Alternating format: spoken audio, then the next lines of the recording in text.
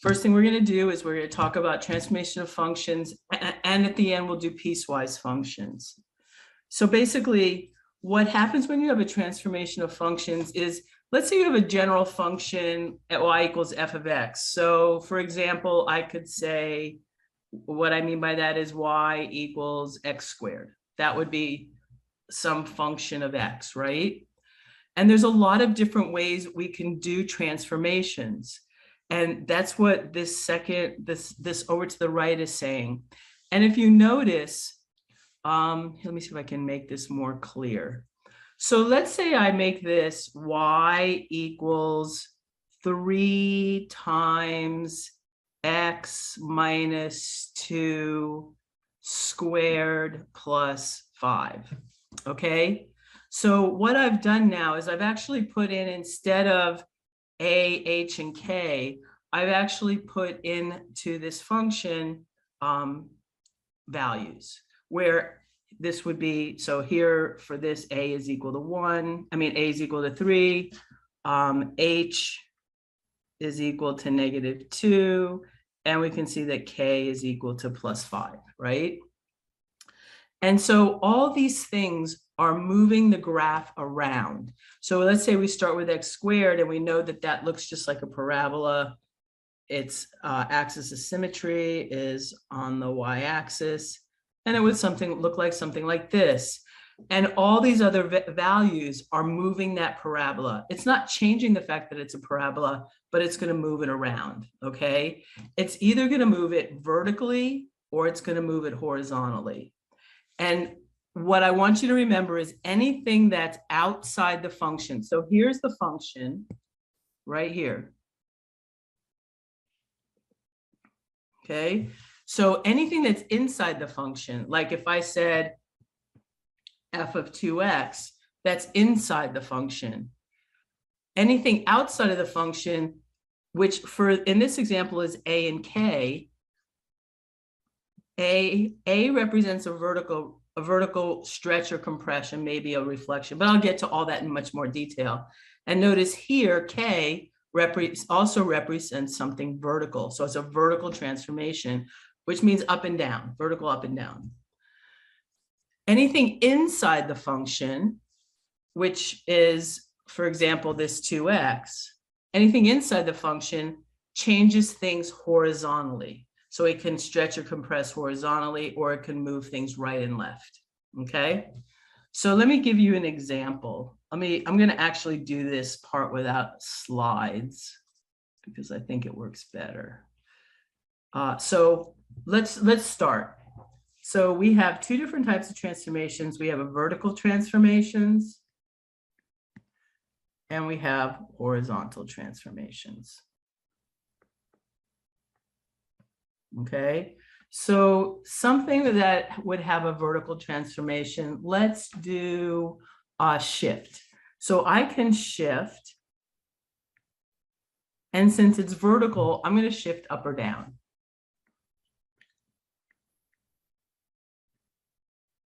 So for example, if I start with my function f of x equals x squared, then if I want to shift up or down, like I showed you in the last slide, vertical transformations happen outside of the function. So what I'm going to do is just say I can add 2.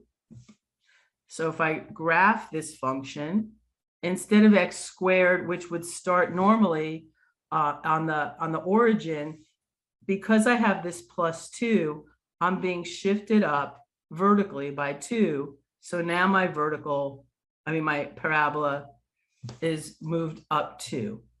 Okay, if I said x squared minus 3,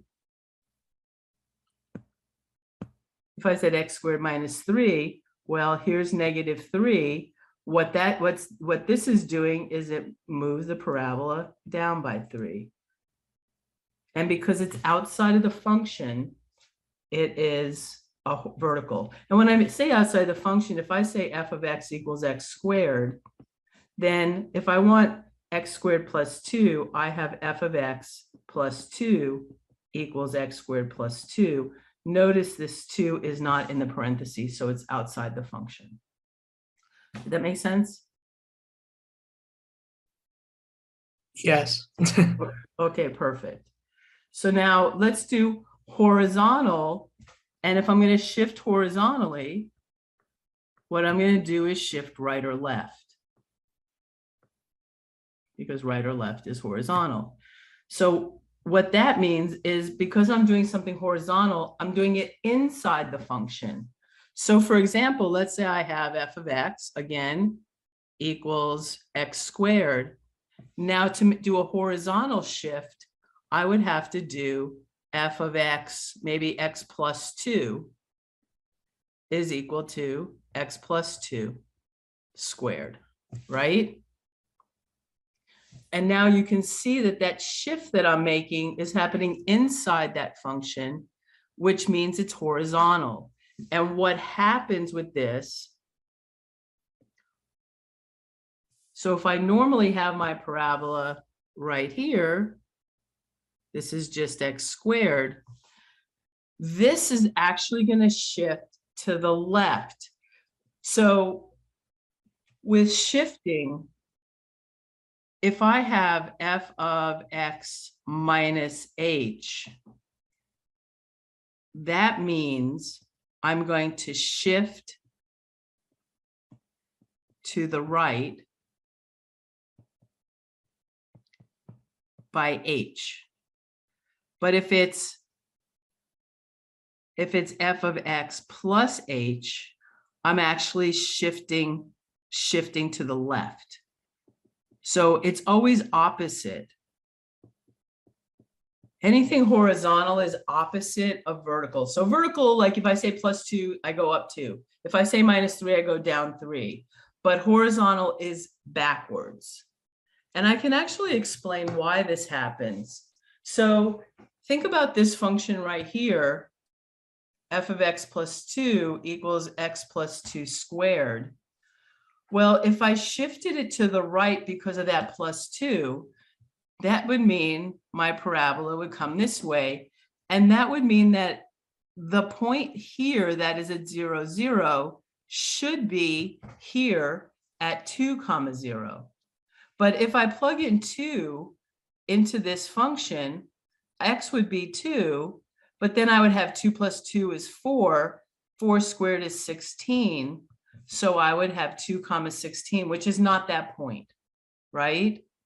However, notice if I plug in negative 2, then I have 0, 0 squared is 0.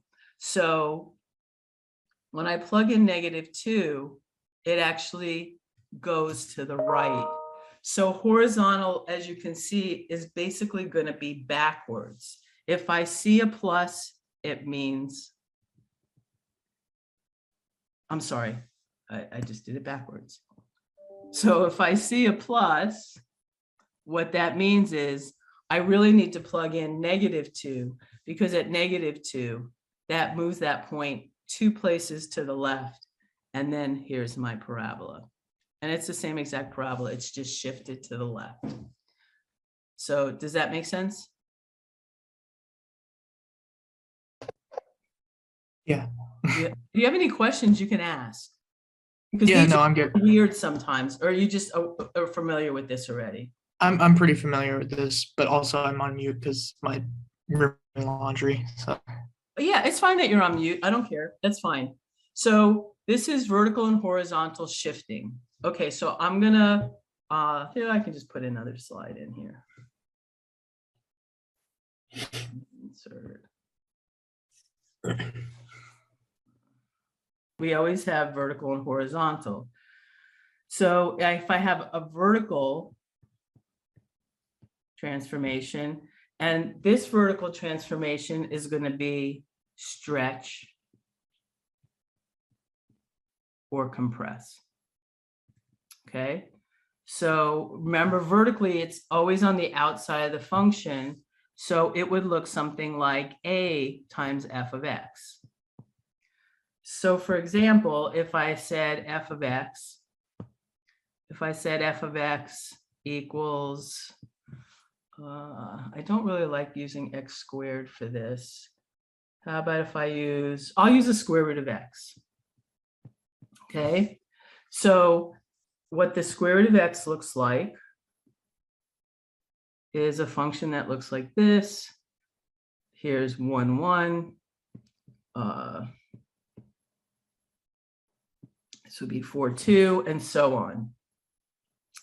Now, if I want to stretch this vertically, basically, if I do something like this, where I say 2 times f of x is equal to 2 times the square root of x, then what am I really doing? I'm taking whatever my value for my function is, and I'm multiplying it by 2. But I'm multiplying the y values by 2. The x values are staying the same. So when x is 1, I have the square root of 1 is 1 times 2 is 2. So it used to be 1, now it's 2. When it's 0, it's still 0. When it was 4, it was the square root of 4 is 2, but now it's 2 times 2. So now it goes up to here. And so as you can see, what's happening here is every point is being doubled. Or you can think about it like I'm stretching. It's some kind of a. I have. Let's say I have rubber bands attached. Not there. I have rubber bands attached everywhere along this blue line, and I stretch it. I stretch all the rubber bands by twice. What's happening here is it's going to be twice as tall. Okay, and if I multiply by 3, it'd be 3 times as tall. And if I say 1/2. So for example, if I said 1/2 times f of x, well, what's going to happen is the graph's going to get half as tall, right? Because tall, I'm going to say tall is the same as vertical. Okay, clear? Okay, good. Now the horizontal for stretch compress is actually a little tricky. Let's see, how am I going to, I'll do it with. So I usually use a function which we won't learn how to use right away, but it's a very good example. So I'm going to use it. I'm going to use the sine graph, but you don't actually have to know what the sine graph looks like. It's just a lot easier for me to explain with that. So let's say I have this function. I won't even call it anything. I'll just draw it. I'll say, here's a graph, and basically it just goes on like this forever in both directions, okay? And let's, for example, call this 1, we'll call this 2, we'll call this 3, and so on, okay?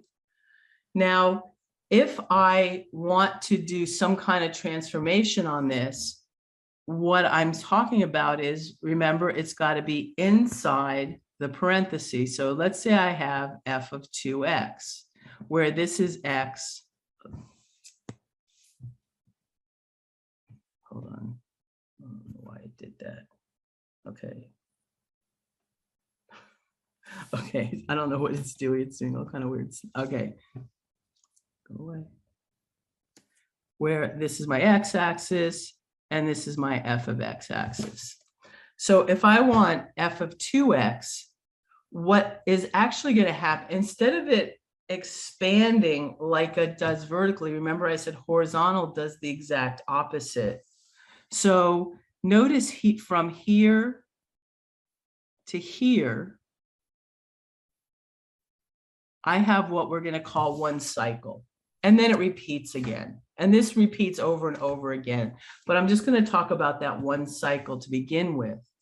If I say f of 2x, what it does is it basically compresses it instead of stretching it. So now, where I had one cycle before, I had this one cycle that ended here at 2. Now the blue one has 2 cycles, and that blue one is the same as f of 2x. So vertically, when I multiply by 2, I expand it vertically, I stretch it. Horizontally, when I multiply by 2, I compress it. And you can think about this as the graph is really going twice. If we call this time, then the graph is actually going twice as fast as it was before, right?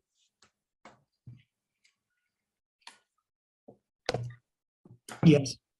Do you see that? Like before, I can only make it through half of that cycle by the time I get to 1. With the blue one, I make it through a whole cycle, so it's twice as fast. Okay. No questions? Goal.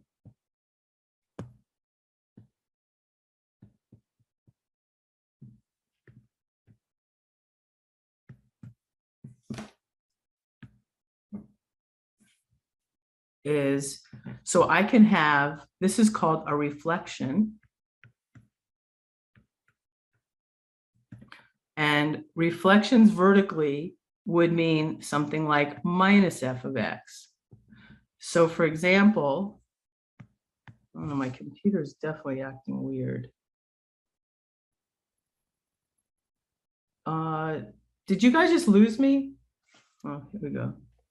Okay. But I can see what's happening now. See all the weird things that are happening. Let's see if I can make it through this, and if not, I'll like leave and come back again in a minute. But I just don't know why this is happening. So if I have f of x, I can use x squared for this one because everyone's pretty familiar with this. If I have x squared, it's going to look like this. But notice if I have minus f of x, it's going to be minus x squared. And what I'm going to do is reflect this. So every positive value of y now becomes a negative value, and it basically reflects it over the x-axis. Okay. And then if I have it horizontally, I'm going to have to pick a different function. Horizontal reflection, the negative sign would be inside the function. And so I would have, let's say I say f of x is equal to the square root of x, then f of minus x is going to be equal to the square root of minus x. Okay, so if I were to graph here the square root of x, this basically is the square root of x. However, if I want to graph negative the square root of x, what's going to happen with that?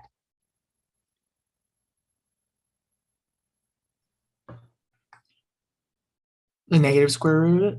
Yeah, if I have the square root of negative x. Wouldn't it? Is it gonna flip over the y? It will. It's going to flip over the y-axis. And the reason it's going to flip over the y-axis is, think about it. If I have f of negative x, or the square root of negative x can't be positive anymore, right? It always has to be negative, or else I can't take the square root of it. Yeah. So it literally flips it over the y-axis. So this is a reflection over y-axis. And this one reflects over the x-axis. And that's really what we have. We have 3 basically different types. We have shifts, we have stretch compress, and we have reflections. Okay. So let's get to work on something that I already have. So here, this is just an example. I'm not going to actually graph this. I have some more that I'll graph in a minute. But we can see if I start here, and what would be what I would call my parent function? Do you know what I mean when I say my parent function? Yeah, the thing before it gets transformed, basically. Good. Yes. Perfect. So what would be my parent function in this equation? Y equals x plus 1, or no, x squared plus 1. I mean, Just x squared. It would Yeah. just be x squared. Everything else is moving so this would graph to a parabola, and all the other values are what is making it move around the graph. Mhm. Okay, Yep. so if I want to, let's say I want to create this by using f of x's, and I'll try to show you what I mean and see if it's helpful at all. So let's start with the inside here. So I can say, to make that, I can say this is f of x plus 3 equals x plus 3 squared, right? Everywhere there's an x, I'm replacing it with x plus 3. That. No? Oh, okay, I get it. Never mind. Yeah, I get it. Get it? Okay, perfect.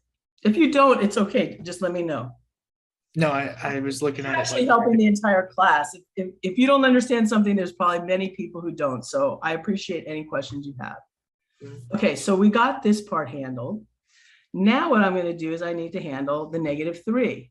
So I can say, well, I can multiply that function by -3, and then I would have -3 times x plus 3 squared, right? Mhm. And then last I can do, if I want to get that 1 in there, I can say this is -3 f of x plus 3 plus 1 is equal to -3 times x plus 3 squared plus 1. So now I can see what's inside the function.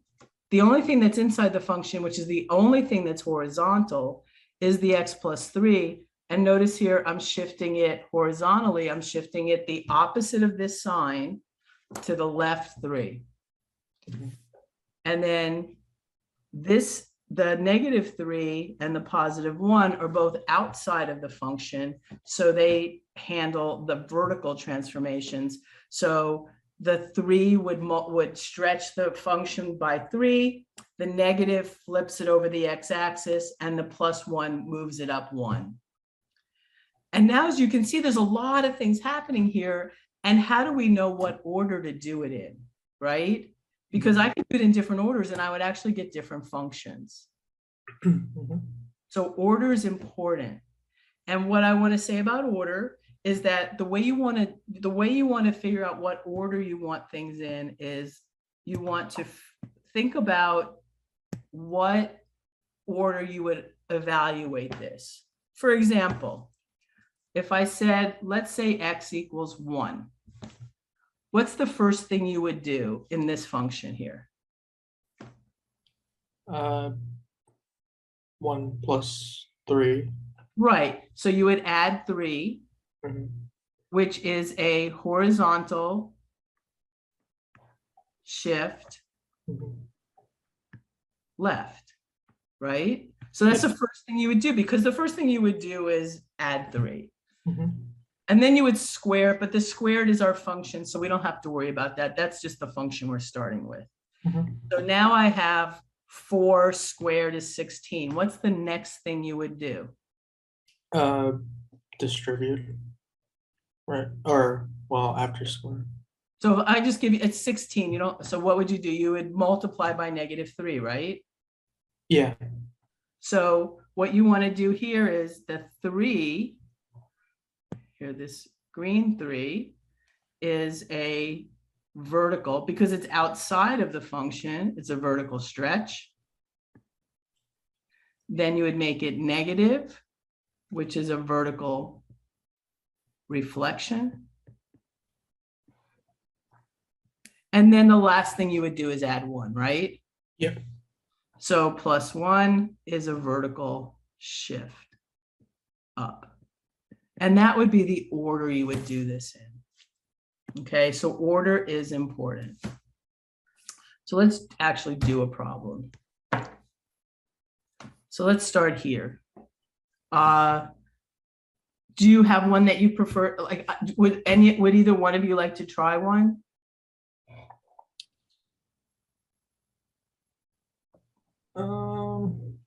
I mean, I'll do it with Maybe you. I can do the one on the left, so I'd rather try the B. You want to try B? Yeah.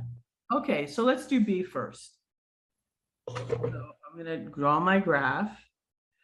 Now, the first thing we want to do is identify our parent function. So what's our parent function here? X cubed. Or I mean, not cubed. Yeah, cube root. Cube root. Yeah. Cube root of x. Perfect. Exactly. So we're going to start with our function, which is the cube root of x. And the cube root of x, and y'all should become familiar with these different shapes. There's just a few of them, but that's the cube root of x. Okay.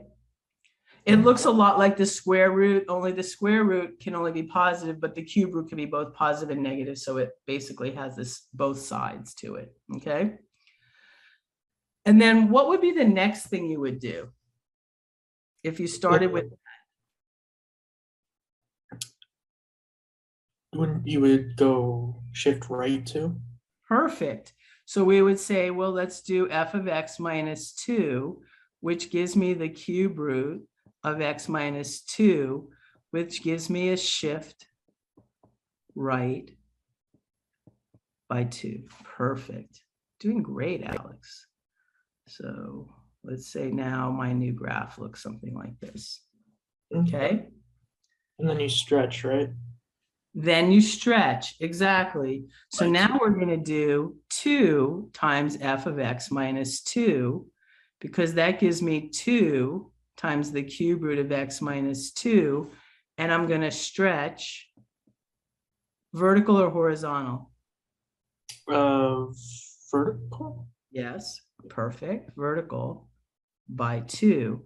So now if I was at the red graph, now let's say, let me see. So when x is, I just want to get some actual points here. So this would be 1. And now this would be, let's see if this is 2, 3, 4. So let's call this 4. So this would be 2, 3. Okay. So now what I'm going to do is I'm going to take this point that was 0. And if I multiply it by 2, it's still 0. Now I go to 3, and 3 minus 2 is really 1. Cube root of 1 is 1. So this now, instead of 1, is now at 2. Okay. And then if I go to 4, actually I have to go to 6. So I have to go further than that. Anyway, so this point here is now, this graph here, let me see if I can do it. So instead of being 1 here, it'll be 2 here. So it's basically just going to go like this. I know it's not really to scale, but every value of the red function is now twice as tall as it was. So it would be the blue function. And then the last thing I do is what? You go move down by 1. I would shift down by 1, exactly. So I have 2, is that 2 times, it doesn't look black, hold on, black. 2 times f, I guess I could change something else to black. 2, there we go, 2 times f of x minus 2 minus 1 is our final function. So I would take this blue graph, and all I'm doing is shifting it down 1. So that point basically would come here. And this point here maybe come here. And this point here would come here. And so I can see that all I'm doing to this graph is shifting it down by 1. I haven't changed the shape of it at all. And this would be my final graph. Given the function, graph the function. So basically we're being given this function and we're not being told what it is, but it's saying now I want to use just transformation of this function to change the way this function is, right? So any ideas? What would I do first? Things in the way of the graph.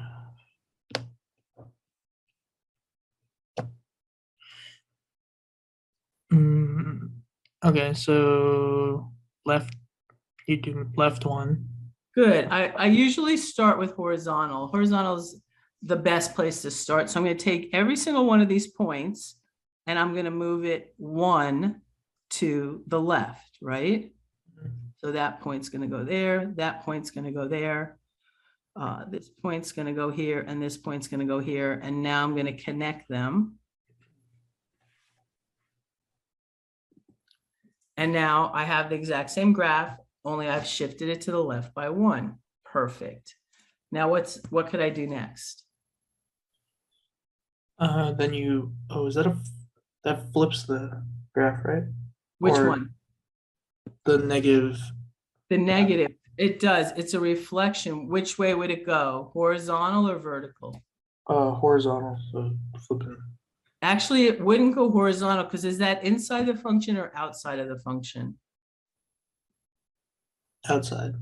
Since it's outside, it flips it vertically. Oh, okay, so vertically meaning over the like Y. No. Yeah, So okay, so then, So huh? like, can you see my hands? Like if I Yeah, go like this, I'm going vertical. So if I have something up here, what I want to do is shift it down because okay, that's vertical. If I have something horizontal, I'm going to shift it this way, which would actually shift it over the y-axis, right? yeah, okay, so what I meant was right, but the term that I used was wrong. Yeah. So yeah, I'm sure you meant the right thing, but we're going to flip this over the x-axis because it's a vertical shift. So Okay. this is, I mean, a vertical reflect. So this is a vertical reflection and it reflects over the x-axis. So now my red line, now all my y values just become negative, right? So I have -2, -3, 1, 2, 3. This is still going to be 0, 0 because the y is at 0. This is still going to be at 0. This point right here, which is 2, -3, is now going to be 2, +3. Or 1, +3, sorry. Mhm. And then this just stays where it is. So now if I connect my dots, that is negative. So the purple is just negative f of x plus 1. And then the last thing I do is I Shift down two. shift down 2. Let's see if I can find another color here. Guess I can do green. I'll go back to green. Okay, so if I now subtract 2, I move each one of my points down 2. So my last function was purple. So now I'm going to say this is now 2, down 2, down 2, down 2, down 2, and down 2. And so my final graph looks like this. So this green graph is g of x equals negative f of x plus 1 minus 2. Great job, Alex. Very, very good. Thank you. Okay.